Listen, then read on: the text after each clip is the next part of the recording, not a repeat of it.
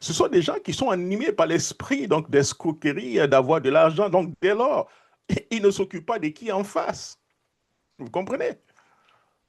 Il y avait beaucoup d'élégations. Oui, ça c'est clair.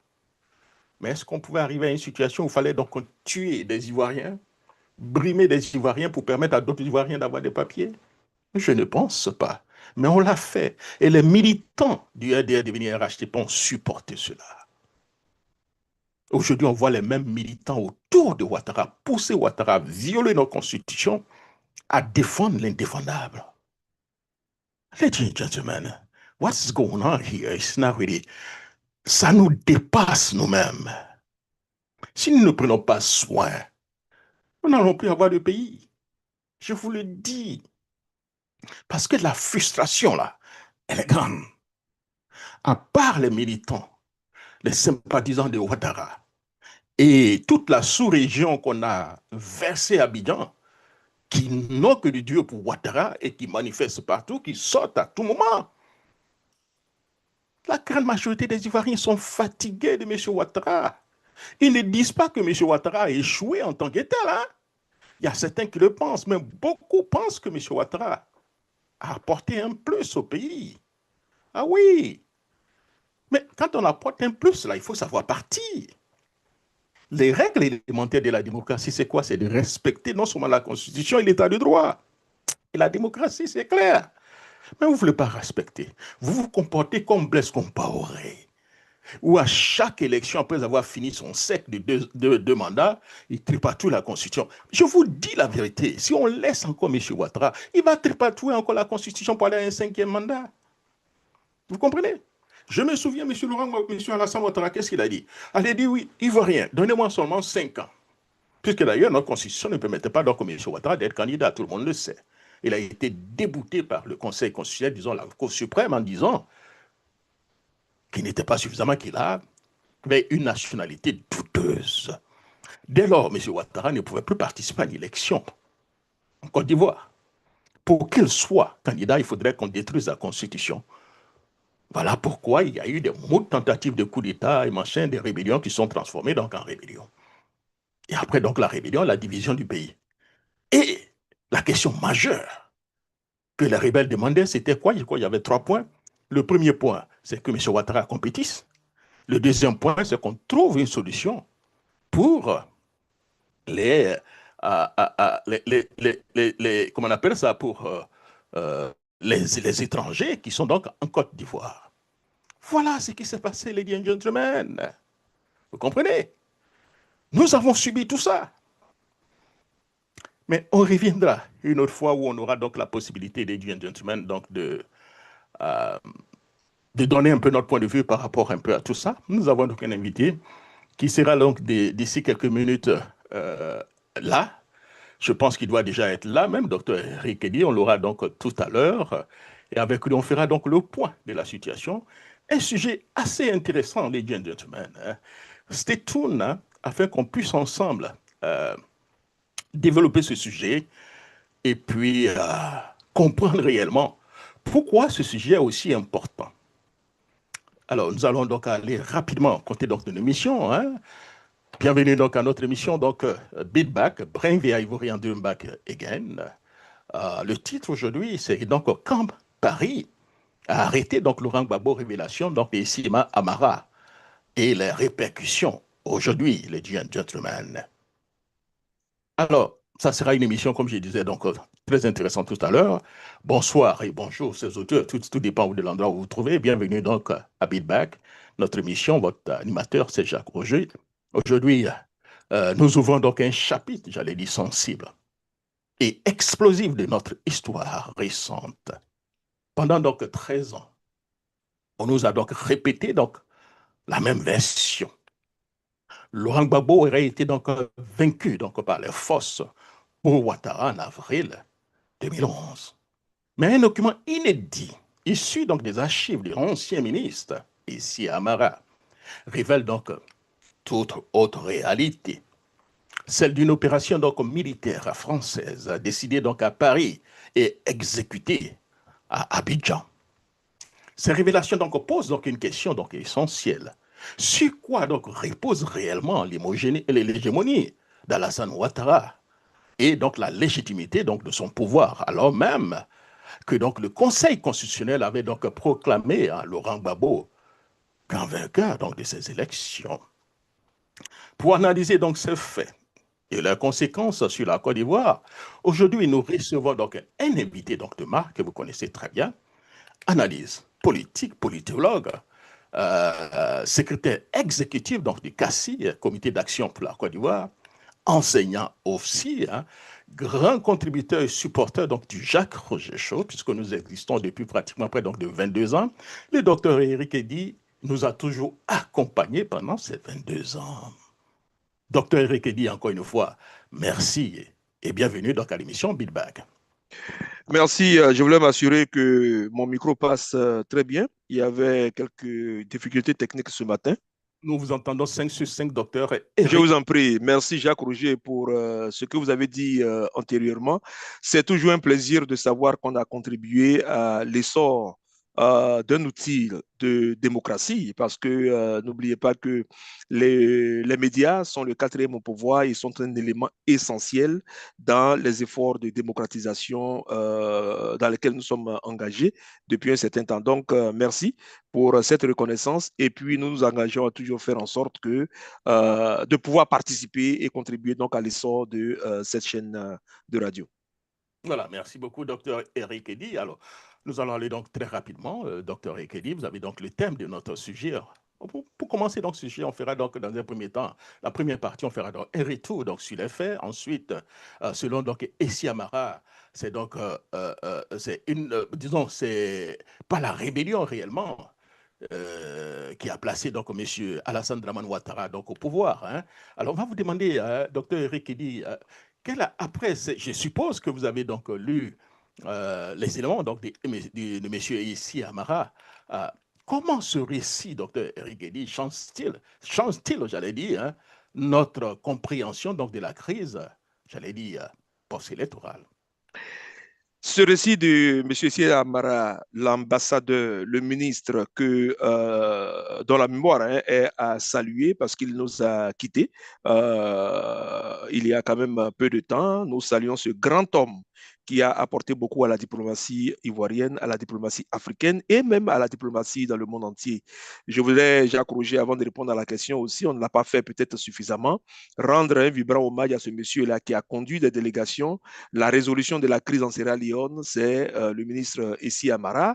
La mise sur pied de l'Union africaine aujourd'hui, c'est le ministre Essi Amara parce qu'il a été le dernier secrétaire général de l'Organisation de l'Unité africaine qui a supervisé la transition donc de l'OUA à ce que nous avons aujourd'hui l'Union africaine. Homme vraiment très discret, homme pieux qu'on a vu et qui a contribué à un moment donné même, qui a voulu se présenter à la magistrature suprême en Côte d'Ivoire et qui aurait pu véritablement apporter beaucoup de choses. Le Seigneur en a décidé autrement. Nous voulons vraiment lui rendre un grand hommage à notre façon. En lisant maintenant, pour arriver à votre question très rapidement, en lisant ce qu'il a écrit, Jacques Roger, en quoi est-ce que ça change notre compréhension, le récit, le narratif de ce qui s'est passé en 2010-2011? C'est plutôt le renforcement de quelque chose qui avait déjà été dit. Vous savez que Charles Onana, dans le livre qu'il a publié déjà en 2012, hein, Côte d'Ivoire, le coup d'État parfait, est préfacé par l'ancien président sud-africain Thabo Mbeki, avait déjà levé un coin de val sur le fait que ce soit l'armée française, avec la contribution de l'ONUCI, qui ont aidé ce qu'on a appelé en son temps les forces nouvelles, les forces armées des forces nouvelles à prendre le contrôle d'Abidjan. Donc, il y a un renforcement d'une thèse. En même temps aussi, il y a la déconstruction de la thèse que nous avons eue jusque-là, selon laquelle ce sont les forces armées des forces nouvelles, ce qu'on appelait les forces rebelles MPCI dans le temps, qui avaient pris le contrôle d'Abidjan ou bien qui avaient été vainqueurs de la bataille d'Abidjan. Alors, alors, comment ce récit change-t-il donc, bon, disons, vous l'avez dit, hein, mais je vais repréciser encore la question afin que vous soyez encore plus explicite. Comment ce récit change-t-il certainement notre compréhension de la crise post-électorale? Ben, ça nous permet de faire une autre analyse. Ça veut dire que si, en réalité, ce sont les forces françaises, comme le dit dans son récit le ministre Issi Amara, et ce n'est même pas le récit de M. Issi Amara, il rapporte le récit de l'ancien ambassadeur Jean-Baptiste Simon, je pense, de France en Côte d'Ivoire, au cours du dîner d'adieu que ses pairs lui ont offert. Alors, ce que nous devons analyser et comprendre ici, premièrement, c'est que la France a installé quelqu'un. Nicolas Sarkozy, d'ailleurs, le dit à plusieurs reprises, nous avons sorti Gbagbo, on a installé. Mais ça veut dire quoi, nous avons installé? Ça veut dire que cette action-là doit nous rappeler le film que la chaîne de télévision de radio, le média Al Jazeera, qui s'intitule en anglais The French Africa Connection, qui parle des relents de la France-Afrique et des dimensions de la France-Afrique, mais au XXIe siècle. En 2010 et 2011, c'est le remake des activités nocturnes, des activités opaques de la France-Afrique en Afrique qui s'est joué sur le front en Côte d'Ivoire. C'est la première chose qu'il faut retenir. La deuxième chose, changement donc de comment nous réfléchissons, c'est que nous avons un régime totalitaire et autoritaire, comme je l'appelle, qui a été installé. D'ailleurs, comme je l'ai dit dans le livre de Charles Onana, le président Thabo Mbeki dit que la France est intervenue pour ses intérêts. Quels sont ses intérêts? Comment nous les analysons aujourd'hui? Nous voyons que depuis qu'il est arrivé au pouvoir, dans ces valises-là, nous ne savons plus le nombre de fois que M. Alassane Draman Ouattara a voyagé et s'est envolé pour la France. Combien de fois est-ce qu'il est allé à l'Élysée? Combien de fois il a été rencontré? Qu'est-ce qui s'est dit là-bas? Qu'est-ce qui se dit là-bas? Et ce en quoi ce qui se dit là-bas influence la politique en Côte d'Ivoire. Voilà les points d'analyse. C'est-à-dire que la France a installé un régime pour se maintenir à un moment donné où sa présence en Afrique avait déjà commencé à chanceler ça et là. La France a installé un régime qui lui permet aujourd'hui de contrôler encore les anciennes colonies en Afrique de l'Ouest notamment. Alors, si le Conseil constitutionnel donc, avait installé, donc, disons, Laurent Gbagbo, grand vainqueur, et qu'en parallèle, on évoque aussi près de 600 000 voix confisquées à M. Henri Konan Bédié, alors, le docteur Rikedi, sur quoi donc repose, donc, j'allais dire, l'hégémonie et la légitimité de M. Ouattara Enlevons la question de la légitimité. Nous ne croyons pas à cette légitimité parce que la légitimité ici aurait été la clarté des urnes. Dans un régime démocratique, dans un pays où les habitants, les hommes et les femmes ont choisi le mode des élections comme moyen de désignation de leur leader, ce qui veut dire que quand on est passé par ce mode-là de façon transparente et de façon libre, le leader ou alors le vainqueur ou bien celle ou celui qui gagne acquiert automatiquement la légitimité et la légalité. Dans le cadre de M. Alassane Draman Ouattara, on ne peut ni parler de légalité parce que on a remis en cause les décisions du Conseil constitutionnel en son temps. On a remis en cause aussi la volonté du peuple ivoirien parce que rien n'indique, comme il le dit encore une fois, et la question demeure posée, qui a gagné véritablement les élections de 2010. Donc, il n'y a pas de légitimité, il n'y a pas de légalité. Sur quoi est-ce que repose donc cette hégémonie dont vous parlez? Ça ne repose que sur la force militaire et cette force militaire-là est appuyée encore une fois par la diplomatie française. Alors, si on a remis donc en cause, laissez-moi vous poser cette question avant que je l'oublie, si on a remis en cause les décisions du Conseil constitutionnel, donc hier, docteur Rikedi, aujourd'hui, le Conseil constitutionnel doit se pencher sur des dossiers. Est-ce qu'aujourd'hui, d'autres Ivoiriens ont le droit aussi donc, de remettre en cause des décisions de ce même Conseil constitutionnel? Ben oui, vous savez que dans des émissions et des discussions passées que j'ai eues avec vous, j'ai dit que quand on a posé des actes qui sont anticonstitutionnels, il faut avoir peur de leurs répercussions parce que ces actes-là deviennent en eux-mêmes aussi des actes de jurisprudence qui, quand ils sont acceptés, quand ils ne sont pas revus, ne sont pas critiqués, ne sont pas condamnés, vont devenir l'excuse que d'autres personnes peuvent utiliser. Vous savez, Jacques Roger, très rapidement, lorsque vous avez dans toute opposition partout en Afrique des leaders d'opposition qui remettent en cause la constitutionnalité de certaines décisions, ce n'est pas forcément que ces décisions-là sont anticonstitutionnelles. Vous comprenez? Ça veut dire simplement que le manque de confiance qu'on a à une telle institution conduit à de telles dérives. Mais est-ce que c'est parce qu'on n'a pas la confiance que la décision qui est prise est forcément pas bonne? Mais ça veut dire quoi? Ça veut simplement dire, pour être très clair, que ce qui a été fait en 2010, le rejet de la décision finale du Conseil constitutionnel sur M. Yaoundé est ce qui conduit aussi à ce que nous avons aujourd'hui et qui donne, j'allais dire entre griffes, le droit à toute autre personne aussi de contester ce que la commission, non, ce que le Conseil constitutionnel peut dire. Voilà, merci beaucoup, docteur Ekedi. Alors, en quoi, docteur Ekedi, ces révélations modifient-elles la mémoire collective et la réconciliation nationale? Est-ce que vous pensez que ces révélations pourront donc faire changer les lignes? Ou bien, voilà, chacun va s'accrocher à sa position? Non, c'est important que la vérité éclate. Et ça, nous l'avons dit et nous continuons de le dire. C'est la raison pour laquelle le Comité d'action pour la Côte d'Ivoire, le CACI, continue de parler de l'importance d'une transition parce que c'est le seul cadre dans lequel la vérité, l'autopsie véritable de ce qui s'est passé en Côte d'Ivoire entre 2002 et 2011 pourra être faite. Je parle d'autopsie ici. Et lorsque ça s'est fait, bien entendu, ça nous permet d'aller véritablement à ce que vous avez appelé une réconciliation. Mais la réconciliation n'est pas simplement des mots. La réconciliation, c'est aussi de nombreuses réparations qu'il faut faire. Et ces réparations-là sont des réparations soit sur le plan économique, des réparations sur le plan donc, de ce que les gens ont perdu, des réparations sur le plan donc, des familles qui se sont divisées, des communautés entières qu'on a cassées, et un certain nombre d'habitudes qu'il faut véritablement reformater et réformer. C'est ça les réparations et c'est ça aussi la nature de la réconciliation. Donc, on a là, encore une fois, comme j'ai dit, le changement, la déconstruction d'un narratif que nous avons entendu depuis lors, qui fait qu'aujourd'hui, dans l'heure dans les efforts de résolution de cette crise en Côte d'Ivoire et de ce problème en Côte d'Ivoire, il faudrait penser non seulement aux forces armées des forces nouvelles qui sont aujourd'hui fusionnées dans l'armée ivoirienne, mais il faut penser aussi à l'influence, à l'ingérence de la France. Il faut aussi penser au rôle néfaste que l'ONU a joué, au rôle néfaste que la CEDEAO a joué et au rôle néfaste ou bien attentif que l'Union africaine aussi a joué. Et tout ça, ce sont déjà des pistes qui nous avaient été offertes par le président Thabo Mbeki, comme je le dis encore une fois, clairement dans la préface du livre de Charles Onana. Monsieur Issi Amara s'est demandé aussi, sommes-nous vraiment un État indépendant et souverain?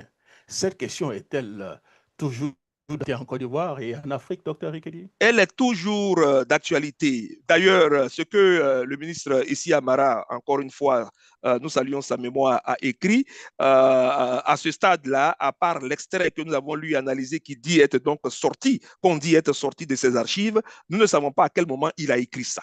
Mais il relate des faits qui ont eu lieu entre 2010 et 2011, plus précisément en avril 2011. De 2011 à maintenant, nous sommes en plein 21e siècle. Jacques Roger, ça veut dire que la question de l'indépendance de nos pays et surtout de la Côte d'Ivoire est véritablement remise en cause quand on n'a pas le peuple n'a pas l'habilité ou bien le pouvoir de pouvoir exprimer sa position sur qui est-ce qui est choisi pour pouvoir diriger sa destinée et que ce soit la France qui intervienne et que par ricochet, le régime qui a été installé par la France continue de diriger avec la même mise de la France, même mise sur le plan économique, même mise sur le plan diplomatique, même mise aussi sur le plan politique.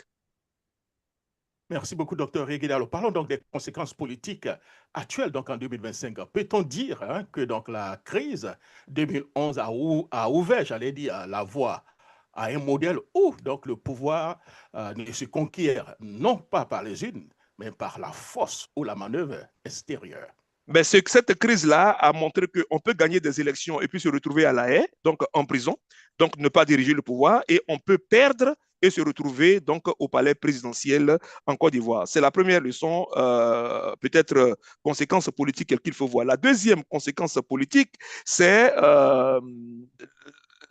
comme vous le dites, un régime qui véritablement prend ses ordres à partir de la France. Ça veut dire donc qu'on a la continuité de la France-Afrique en plein 21e siècle. Vous savez, hein, ce que, comment il s'appelle Bourgi fait comme révélation aujourd'hui n'est pas loin de ce que le ministre Siamara donc nous dit et qui vient d'être révélé à partir donc de ses archives. Mais ça veut aussi dire que vous avez de nouveaux Jacques Faucard qui sont dans la sphère politique. Est-ce que nous pouvons nous permettre d'avoir nos décisions politiques, nos décisions économiques, notre politique monétaire et financière, toujours dirigée avec l'influence forte de la France, ce sont des questions qu'il faut se poser. Jacques, je voulais terminer rapidement en disant qu'en 2020, vous vous rappelez qu'il a fallu que M. Macron, et permettez-moi de l'appeler M. Macron parce que nous sommes dans une phase de critique très forte donc de la diplomatie française ou alors de l'Élysée, qui a dû prendre le micro pour dire et pour justifier pourquoi M.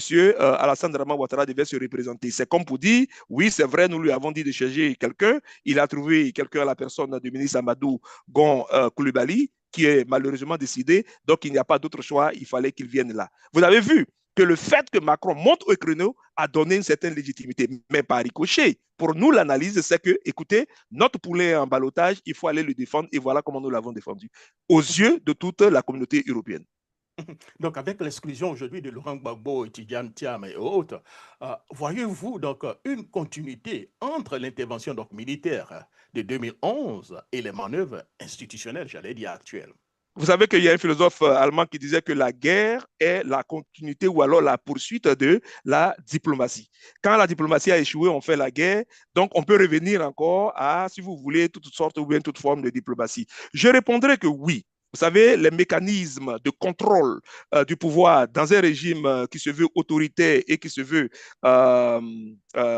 oui, autoritaire, comme je peux dire pour ne pas me répéter, les manœuvres utilisées pour se maintenir au pouvoir sont diverses. Et l'une de ces manœuvres, justement, c'est l'utilisation de la justice pour éliminer un certain nombre de candidats. Quand on entend dans le temps M. Alassane Draman Ouattara dire si les autres se retirent, je me retire, il n'y a aucun document constitutionnel, aucune loi qui dit que vous vous retirez de la scène politique parce que les autres doivent se retirer ou bien par conséquence du fait que les autres se sont retirés. Il n'y a pas de disposition qui dit ça. La seule disposition qui existe, c'est que nul n'a le droit, dans un pays comme la Côte d'Ivoire, d'exercer le mandat présidentiel plus de 2 fois, c'est-à-dire au-delà de 2 mandats. Ça, c'est tout ce qui est dit. Mais nulle part, il n'est écrit, ni dans le code électoral, ni dans la Constitution, ni dans les articles ou tout autre article de loi, même dans les décrets que lui-même il a signés, nulle part, il est dit que je me retire parce que Laurent Gbagbo et feu le président Henri Konan Bédié se retire. Bon, maintenant que le président Henri Konan Bédié est parti par la force des choses, pourquoi il ne se retire pas? Ou bien il attend que le président Laurent Gbagbo lui-même aussi meure? Bon, grand point d'interrogation. Alors, selon donc, un cas de la rébellion Konaté-Zia Boubacar, hein, que M. Ouattara aurait dit donc à Soro Guillaume que tant qu'il est au pouvoir, ni Gbagbo ni le PDCI n'arrivera donc au pouvoir. Puisqu'il n'est pas Dieu, attendons de voir ce qui va se passer, parce que je me rappelle bien que dans cette Côte d'Ivoire, il y a eu aussi des propos qui ont été tenus comme ça concernant M. Alassane Draman Ouattara. Bien entendu, ceux qui l'ont dit se sont basés sur le fait que si on tient compte des élections, ce monsieur ne sera jamais élu et effectivement, il n'a jamais été et il n'a jamais gagné des élections. Ça, c'est une position que nous tenons. Mais comme il y a plusieurs autres manières d'arriver au pouvoir, il est arrivé là où il est arrivé et c'est un fait, nous constatons. Donc, il n'est pas Dieu et on ne le sait pas. Il a dans son corps le sang, comme toute autre personne, donc il est mortel, donc ça, ce sont des choses à ne pas voir. Mais au-delà de ça, Jacques Roger, le dire et prendre une telle position, si effectivement M. Alassane Draman Ouattara l'a dit, il démontre encore une fois sa dérive totalitaire et autoritaire, comme nous disons, et son manque de culture démocratique. Parce que si M. Laurent Gbagbo est un citoyen ivoirien, si Soro Guillaume est un citoyen ivoirien, il appartient aux instruments constitutionnels de loi que nous avons, soit de les éliminer, ou bien de les retenir. Mais il n'appartient pas à un individu de dire que tant que je suis là, ces gens-là ne seront pas ou bien n'arriveront pas au pouvoir, le PDCI n'arrivera pas. Ce n'est pas son champ personnel. Je pense que, encore une fois, pour faire plus sérieux, ce monsieur démontre ce que plusieurs personnes ont eu à dire et que le CACI soutient, qu'il a quelque chose qu'il doit démontrer aux Ivoiriens en termes donc, de nous marcher dessus, de se foutre des Ivoiriens ou bien de les humilier autant qu'il peut pour peut-être un ego personnel et puis une démonstration du fait qu'il n'a aucune culture démocratique en réalité. Alors, l'éventualité donc d'un 4e mandat de M. Alassane Ouattara n'est-elle pas, docteur Rekedi, hein, la conséquence logique donc d'un pouvoir né d'un coup de force en 2011? On peut parler encore d'un deuxième coup de force maintenant encore. Hein? N'oubliez pas que quand on parle de coup de force ici, ce n'est pas simplement la force des armes. Vous comprenez? À un moment donné, il y avait une armée ivoirienne bien formée, comme le dit d'ailleurs même dans le rapport, ou bien dans les révélations qui font l'objet donc de cette conversation aujourd'hui. Le ministre français, l'ambassadeur français plutôt, aurait lui-même avoué que les forces armées des forces nouvelles ont buté sur une armée des forces de défense et de sécurité bien préparée. Donc, il y a la force militaire. Mais en dehors de la force militaire, il y a aussi d'autres forces qui sont utilisées. Quand on parle de force, on parle de la diplomatie. Quand on parle de force, on parle aussi du pouvoir de l'argent. Donc, on parle de force, on parle aussi de la capacité de manipulation de l'appareil judiciaire. Tous ces éléments-là mis en œuvre permettent donc d'assurer la force, l'hégémonie donc d'un régime totalitaire et d'un régime autoritaire, comme nous le disons. Donc, effectivement, la décision, l'annonce de vouloir briguer un quatrième mandat, oui, effectivement, est la conséquence logique de toute l'anticonstitutionnalité dans laquelle la Côte d'Ivoire est rentrée depuis le 11 avril 2011. Alors, merci encore, docteur Eric Eddy. Alors, je vais vous poser encore une autre question d'actualité, hein, docteur Eric Eddy. La Cour constitutionnelle doit se pencher réellement sur les dossiers. Mais est-ce qu'il ne faut pas repenser la manière dont nos institutions sont formées? Aujourd'hui, la Cour constitutionnelle qui contient donc 7 personnes, il y a 4 personnes, dont le président ou la présidente, qui sont nommés par M. Ouattara lui-même, 3 qui sont nommés par le président de l'Assemblée nationale, et une personne qui est nommée donc la présidente du Sénat.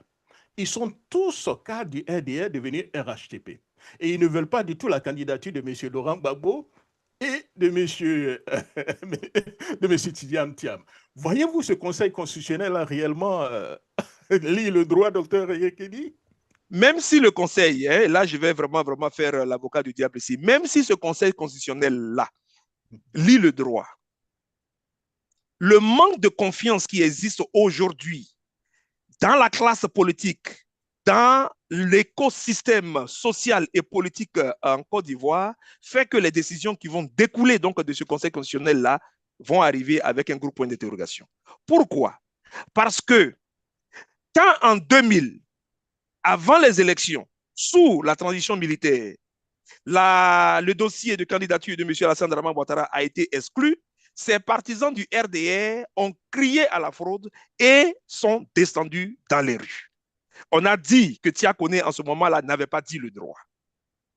Quand en 2010, le président du Conseil constitutionnel, Yaoundé, a décidé qu'à l'issue de ces observations, le Conseil constitutionnel élimine pour fraude ici et là et déclare donc ces votes-là invalides et par conséquent le président Laurent Gbagbo, vainqueur de l'élection, on descend dans les rues, on prend des armes, on va chercher une armée étrangère et on arrive. La grosse question est celle-ci. Pourquoi aujourd'hui un Conseil constitutionnel qui est désigné par qui vous connaissez, comme vous voulez de le dire, veut que les Ivoiriens, ou bien une grande majorité des Ivoiriens, croient et aient confiance à sa procédure? Il y a un problème de crise de confiance profonde en nos institutions. Et c'est ce que le Comité d'action pour la Côte d'Ivoire dit. C'est une transition qu'il nous faut pour permettre de rétablir cela. Parce qu'en tout état de cause, M. Jacques Roger, les hommes et les femmes doivent être désignés. Même si ce n'est pas un mode d'élection que ces personnes-là arrivent au Conseil constitutionnel ou bien à la commission électorale, la question de la corruption demeure toujours.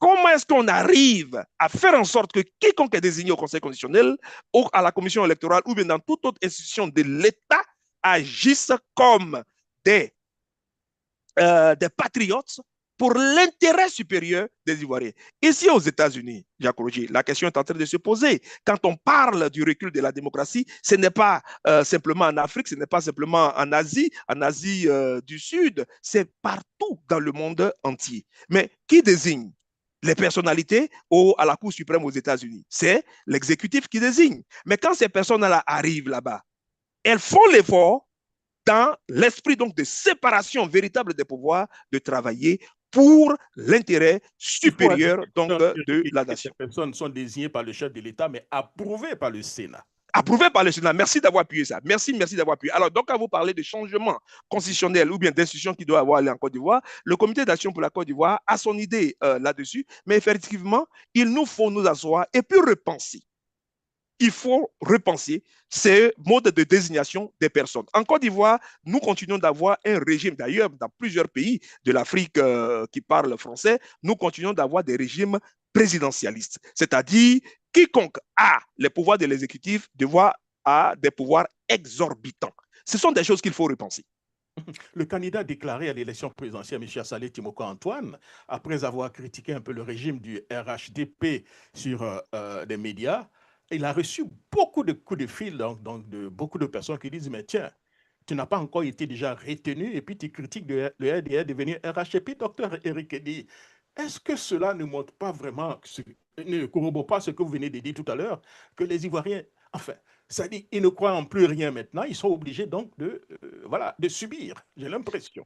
Oui, les Ivoiriens ne croient en plus rien, ils sont obligés de subir. Et puis, cette déclaration-là, c'est un peu la traduction, la réflexion du cynisme que les Ivoiriens ont aujourd'hui. Effectivement, ils veulent avoir de bonnes choses. Vous savez, les enquêtes qui sont menées par le Afrobaromètre, que je cite tout le temps, même dans des États comme le Mali, la Guinée, le Niger, le Burkina Faso, où on parle de la présence du régime militaire, les gens veulent vivre dans des démocraties. Comment y arriver? Ben écoute, ce sont les voix qu'on applaudit. Sans ici, soit ce sont des régimes militaires, ou bien qu'on applaudit d'autres régimes qui peuvent être des dictatures éclairées. Malheureusement, nous n'avons plus de dictatures éclairées dans nos pays. Nous n'en avons plus de dictature éclairée. On a des régimes autoritaires, comme je le dis, on a des régimes totalitaires. Donc, le fait que des gens puissent réagir et dire à M. Assalé et Timoko Antoine, ce n'est pas pour le décourager. Je l'encourage à continuer, je l'encourage à dénoncer les conditions dans lesquelles ces élections-là vont se tenir. Je l'encourage aussi à dénoncer la question donc de la tentative de 4e mandat de M. Alassane Dramane Ouattara, en plus des autres problèmes de société qu'il continue d'évoquer. Je crois que cette critique-là ne devrait pas en réalité le décourager sur sa lancée. Oui, docteur Riquet, vous êtes enseignant. Hein? Quel effet donc ces révélations peut-elles avoir donc sur la jeunesse ivoirienne, déjà méfiante, j'allais dire, vis-à-vis donc d'un processus électoral? Oh, écoutez, au-delà de la jeunesse ivoirienne, il faut plutôt regarder aussi l'apathie de la population ivoirienne en général. Regardez le corps, c'est-à-dire électoral que nous avons, et comparez-le à la taille de la population ivoirienne. Comparez l'engouement qu'il y a quelquefois, bien qu'il n'y a pas, quand il s'agit de se faire enrôler sur les listes électorales, comparativement à la taille de la population que nous avons. Combien de jeunes gens aujourd'hui en Côte d'Ivoire n'ont pas de pièces d'identité? Combien de jeunes gens dans les villes, je parle pas seulement de ceux des villes, hein, vous parlez de ceux dans les campagnes et tout ça, n'ont pas de pièces d'identité, ou bien combien d'entre eux, le taux de participation à des élections en Côte d'Ivoire, vous voyez la moyenne où nous trouvons. Donc, il ne s'agit pas simplement de la jeunesse de la jeunesse ivoirienne. Mais en même temps, sur la question que vous posez, le contexte social dans lequel nous vivons aujourd'hui, la fuite ou bien la dégradation des mœurs, ce à quoi nous assistons aujourd'hui, le gain facile, le goût du gain facile, le allons-y rapidement, ce que nous à la fac, dans les années, début des années 90, nous appelons en même temps est mieux, tout près n'est pas loin. Aujourd'hui, je ne sais plus quelle autre expression est utilisée pour ça, mais ça gangréné. Et vous voyez que c'est ceux qui font le bling-bling sur les réseaux sociaux, qui vont flasher peut-être des billets de banque ça et là, on ne sait même pas comment ils les ont acquis, c'est ce qui aujourd'hui attire cette jeunesse en perte de valeur, en perte de repère. C'est vrai que ça et là, on voit quelquefois des récompenses des meilleurs élèves et tout ça, mais qu'est-ce qui prend le dessus aujourd'hui en Côte d'Ivoire? La dégradation des mœurs et la perte d'un certain nombre de repères est quelque chose qu'il faut véritablement intégrer dans nos analyses et faire en sorte que nous ayons et recréons une jeunesse qui croit véritablement à la Côte d'Ivoire. Une telle révélation dans un pays développé comme vous, comme aux États-Unis, si ça allait être la une des journaux, poser même des questions aux partis au pouvoir. En Afrique, en Côte d'Ivoire, on a l'impression que les médias n'existent pratiquement plus. Tout le monde, tous ces journalistes sont devenus donc des laudateurs du régime de M. Ouattara pour avoir des pédièmes. Vous l'avez même directeur de communication donc de beaucoup des cas du RDR devenus RHCP. Alors, la question que je vous posais, comment donc ces révélations influentent-elles donc le débat politique actuel et le rapport donc des Ivoiriens et la démocratie. Premièrement, à mon humble analyse, le débat politique ivoirien est pauvre. Il est très pauvre. Quand quelquefois nous écoutons certaines chaînes qui ont des émissions portées sur la politique, je trouve personnellement que le débat est creux. Quand nous nous retrouvons nous-mêmes aussi dans des débats avec des frères et sœurs des pays de l'Afrique australe, je vais parler par exemple de l'Afrique du Sud, mais les gens ont des analyses profondes, posent des questions réelles et sont capables de poser des problèmes nationaux et en faire la relation avec des problèmes peut-être régionaux et des problèmes qui ont lieu à l'échelle mondiale, à l'échelle globale. C'est un peu froid dans le cas de la Côte d'Ivoire. On est plutôt porté sur ce qu'on appelle le cassement des papos que de pouvoir regarder la profondeur même des problèmes. Ça, c'est un. Deuxièmement, la question de l'engagement civique, de la participation des masses à la chose, au processus politique. Je n'ai pas dit processus électoraux, hein. J'ai dit processus politique. Parce que le processus politique, au-delà des élections, c'est le fait que les citoyens soient capables de se dire que la gestion des affaires publiques est de notre ressort. C'est-à-dire que nous avons le droit de demander des comptes à telle et telle entité. Ça peut être au niveau des mairies. Ça peut être même à l'échelle qu'on appelle ça de la législature, c'est-à-dire un député qui vient vers vous pour demander vos voix. Et lorsqu'il est élu, mais ou bien qu'elle est élue, ce ou bien cette députée, il est aussi de votre devoir de lui poser des questions sur quelles sont les lois qui sont prises là-bas. Comment est-ce que ces lois-là ont été d'abord formulées? Qu'est-ce que nous gagnons? Qu'est-ce que nous ne gagnons pas? Cette participation citoyenne est des manques aujourd'hui. C'est la raison pour laquelle il y a la défaillance et que nous notons au niveau du Comité d'action pour la Côte d'Ivoire, défaillance que nous notons de la part des partis politiques et des organisations de la société civile. J'ai souligné qu'il y a un certain réveil au niveau des organisations de la société civile qui s'intéressent beaucoup plus à la chose politique et au processus politique dans nos pays. C'est une bonne chose, mais il reste encore beaucoup à faire, Jacques Rouget, sur ce plan. En conclusion, Dr. Rekedi, la Côte d'Ivoire est-elle aujourd'hui plus souveraine qu'en 2011 ou toujours dépendante de l'ingérence extérieure? Non, nous sommes, je l'ai dit il y a quelques semaines, hein, lors de ce que des gens appellent la fête de l'indépendance, je l'ai appelée la fête nationale, la fête de la Côte d'Ivoire. C'est une bonne chose à dire parce que sur un certain nombre de points, il est difficile, il m'est difficile vraiment d'affirmer la souveraineté de la Côte d'Ivoire et de dire que nous sommes un État véritablement indépendant. Pour un certain nombre de choses. Premièrement, il y a la question de la monnaie. Aujourd'hui, beaucoup vont le dire, et vous allez voir même de grands intellectuels, vous allez voir même de grands érudits, vous allez voir même de grands sachants, de grands économistes continuer de défendre la monnaie, c'est-à-dire le franc CFA que nous avons. Mais un État, moi je le dis à mes étudiants, je le disais à mes étudiants quand j'étais encore dans les salles de classe, que à mon analyse, les États les plus postcoloniaux, véritablement postcoloniaux, l'un des États, c'est les États-Unis. Vous voyez que les États-Unis étaient une ancienne colonie de l'Angleterre. Mais au moment où il fallait se battre pour l'indépendance, les États qui sont devenus les États-Unis ont décidé d'abord, de lever une armée, qui n'est plus l'armée donc de l'Angleterre, mais de lever aussi une monnaie. Une monnaie. Ce sont des instruments de souveraineté qu'on a. Nous n'avons pas ces instruments-là. Quand il en vient aussi à nos armées, ben, écoute, on vient de le dire, la base militaire française est à nos portes. On nous dit que oui, cette base militaire a été retrocédée à la Côte d'Ivoire aujourd'hui. Ailleurs, les gens font la demande, chassent les gens, et nous, un matin, on se réveille, on dit, on vous rétrocède ça parce que qui a demandé ça? Qui avait mis la pression? Au moment où on mettait la pression, pourquoi vous n'avez pas rétrocédé? Donc, il y a toujours ces remue-ménages. Et à l'heure où nous sommes aujourd'hui, il prend moins de minutes ou bien d'heures pour des avions militaires pour décoller peut-être d'une autre base non loin de la Côte d'Ivoire pour arriver à Abidjan et faire peut-être une sale besogne. Donc, Jacques Rouget, non. En tant que secrétaire exécutif du CACI, je ne peux pas dire avec fierté que la Côte d'Ivoire aujourd'hui la jouit d'une certaine indépendance. Non, nous n'avons pas encore acquis ces lettres de noblesse. Avant de vous laisser partir, Dr. Rekedi, pour votre mot d'espoir, de l'espoir pour tous ceux qui vous écoutent aujourd'hui, nous sentons que tout est déjà bloqué pour un quatrième mandat, donc M. Ouattara, avec la complicité de la Cour constitutionnelle, des médias et tout ce que vous voyez donc, au niveau de la Côte d'Ivoire. Que faut-il faire, docteur Ikedi, en ce moment-là?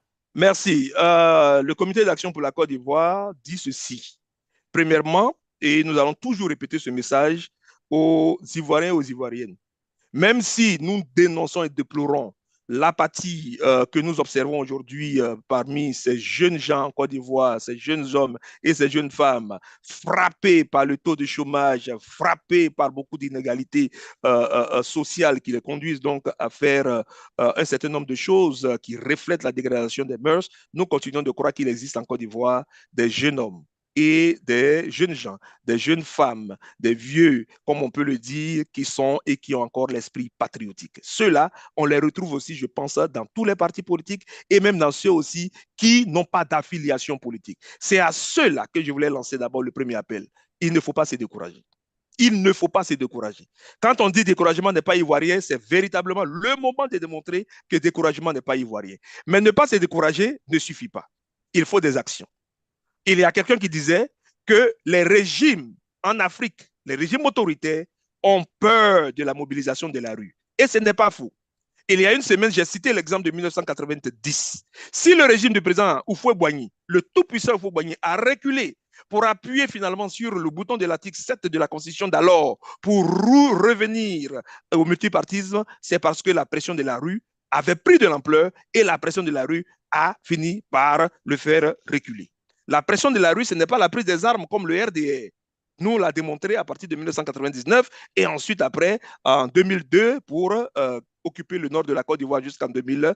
Ce n'est pas de ça que nous parlons. Ce de quoi nous parlons, c'est la pression véritable de la rue. D'ailleurs, on peut repartir en arrière. En 1982, quand il y a eu la grève des enseignants, ça aussi, c'est une forme de pression que les acteurs sociaux, les forces sociales ont eu à exercer sur le régime en ce moment. Ça, ce sont des exemples en Côte d'Ivoire. Alors, si ces exemples-là ont existé, si ces exemples-là ont permis de faire reculer un certain régime, nous pensons que le moment est venu pour encore se remobiliser. Ces acteurs sociaux, que ce soit les syndicalistes, ces acteurs sociaux, que ce soit les partis politiques, les organisations de la société civile, même ce qu'on appelle les grassroots organizations dans les villes et dans les villages, les organisations ci et là ont tous un rôle à jouer.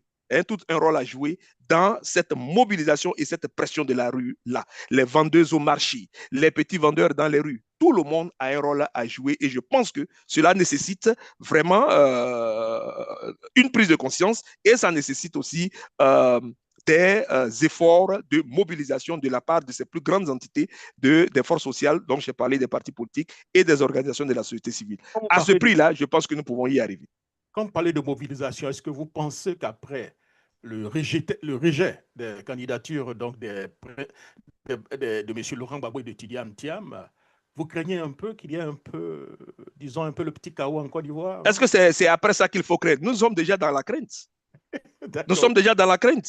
Okay. Parce que, pourquoi je le dis? Il faut refléter quelquefois aussi la volonté, les craintes, je voulais dire, des populations ivoiriennes en ce moment. Nous avons le privilège d'avoir des familles en Côte d'Ivoire. Quand nous appelons avec des amis et que les gens vous disent on ne sait pas ce qui va se passer pour ces élections-là. Mais les gens ne sont pas en train de vous dire, ne sont pas en train de vous parler d'octobre. Vous parlez de la période avant octobre, vous parlez de la période pendant octobre et vous parlez de ce qui va se passer après le 25 octobre, si jamais la période du 25 octobre, effectivement, ou bien l'événement se tenait. Donc, on ne parle pas de ce qui va se passer quand des candidatures auraient été rejetées par le Conseil constitutionnel qui est là. Non, on parle de la crainte du moment. Et c'est cette crainte du moment-là, justement, qui appelle même un certain nombre d'organisations internationales à s'interroger sur le devenir de la Côte d'Ivoire ou bien à tirer sur la sonnette d'alarme. Merci beaucoup, Dr. Ikedi. C'est toujours un véritable régal de vous écouter. Hein? Voilà, et surtout, portez-vous bien. Bon week-end avant de partir. Peut-être en une petite minute, votre mot de l'espoir pour ceux qui vous écoutent. Oui, le titre de cette émission, toujours, c'est de faire revenir le rêve ivoirien. Et le Comité d'action pour la Côte d'Ivoire dit, tant que ce rêve ivoirien-là n'existe pas, il faut le crier. Si on ne le crée pas, nous allons continuer de voir la dégradation des mœurs, mais nous allons continuer de voir donc la perte des valeurs, non seulement culturelles, d'un certain nombre de repères, mais nous allons aussi continuer de voir la forte immigration des jeunes et parmi eux aussi le brain drain vers l'extérieur. le retour donc à ce rêve ivoirien-là est une réalité. Mais ça ne doit pas être limité à la Côte d'Ivoire. En ramenant ce rêve ivoirien, il faut faire en sorte qu'il puisse réjaillir aussi sur l'ensemble des pays environnants ou alors des pays limitrophes de la Côte d'Ivoire. Parce que hier, Jacques Roger, la Côte d'Ivoire était un rêve et les pays ont attiré beaucoup en Côte d'Ivoire sans que les autres pays, excusez-moi, ne soient pas forcément le rêve que la Côte d'Ivoire avait. Or, si ce rêve-là, ivoirien, comme quelqu'un ou bien certains le disaient, la Côte d'Ivoire était une oasis dans un désert. Si on avait essayé de créer des oasis un peu partout, peut-être que nous n'en serions pas là. Donc, c'est ça l'esprit véritable du panafricanisme ici. Et nous pensons que ce rêve ivoirien-là, il faut y croire, jeunes Ivoiriens, jeunes Ivoiriennes, il faut y croire. Le comité d'action y croit, peut-être pas forcément au travers d'une élection comme nous allons avoir, mais au travers d'un cadre que nous appelons encore une fois et que nous appelons de tous nos voeux, pour lequel nous travaillons depuis une décennie, c'est le cadre de la transition politique en Côte d'Ivoire. Voilà les mots sur lesquels je voulais terminer et tout en espérant, Jacques Roger, vous revoir dans une semaine. Nous souhaitons vraiment, pour ceux qui sont aux États-Unis, bon week-end de fête de travail, comme on l'appelle. Les États-Unis, c'est particulier. Notre fête de travail, c'est en septembre, donc le 1er septembre pour ceux. Et puis, pour tous ceux qui vont assister à la rentrée des classes des enfants à partir de la semaine prochaine, ou bien déjà même qui l'ont déjà fait, ben, bonne rentrée à toutes les familles. Je vous remercie. Merci beaucoup. Vos interventions sont de plus en plus appréciées par les Ivoiriens. Nous recevons beaucoup de coups de fil. Docteur Eric Eddy, continuez ce que vous faites. Je sais que vous êtes très occupé, mais les Ivoiriens ont plus que besoin des cadres comme vous. Je Portez-vous vous en bien. prie. Je vous en prie. C'est une lourde charge que nous allons toujours nous employer à supporter. Merci beaucoup. Alors, chers auditeurs, nous arrivons donc au thème donc, de cette émission spéciale consacrée aux révélations de M. Essi Amara. Nous avons donc revisité donc 2011 à travers donc un témoignage qui change donc la donne. L'arrestation donc Laurent Gbagbo n'a pas été donc disons une victoire ivoirienne, une victoire des forces nouvelles, une victoire de Soro Guillaume qu'on a tenté de nous faire croire, mais l'acte décisif d'une intervention donc étrangère, une intervention donc de la France. Alors, donc disons que 14 ans plus tard, alors que la Côte d'Ivoire se prépare, j'allais dire, pour 2025, la question demeure entière. Notre démocratie repose-t-elle sur la souveraineté donc des unes ou sur donc les rapports donc de force imposés? Merci à notre invité, docteur Eric Eddy, pour son éclairage. Merci à vous, chers auditeurs, pour votre fidélité. Et rendez-vous pour notre mission. Demain, nous allons donc avoir l'activiste Aouma Gaël Lakba pour faire un peu le point de la situation. Et donc le samedi, comme d'habitude, avec le docteur Bogasako, donc Gervais. Demain, ça sera donc aux environs, je pense, de 13 heures. Voilà, 13 heures, je pense, 13 heures. Et avec docteur Bogasako, samedi, ça sera donc aux environs. Alors, quand je dis 13 heures, c'est plutôt 13 heures au niveau des États-Unis, ce qui veut dire 13 heures, 14, 15, 16, 17, 18 heures, c'est ça, 13, 14, 15, 16, 17, 17 heures. 17 heures GMT. Et avec le docteur Bogasako, ça sera donc à 10 heures, ce qui veut dire 14 heures GMT au niveau donc de Paris, 16 heures. Merci beaucoup et surtout, portez-vous bien et bien de choses à tous ceux qui nous suivent dans les quatre coins du monde, à Mike, Éléonore, ma soeur, j'oublie tout. Alors, elle va se fâcher si j'oublie son nom aujourd'hui. Eugénie, voilà. Eugénie, voilà. Voilà. Merci beaucoup. Et à très bientôt. Au revoir. Bye bye.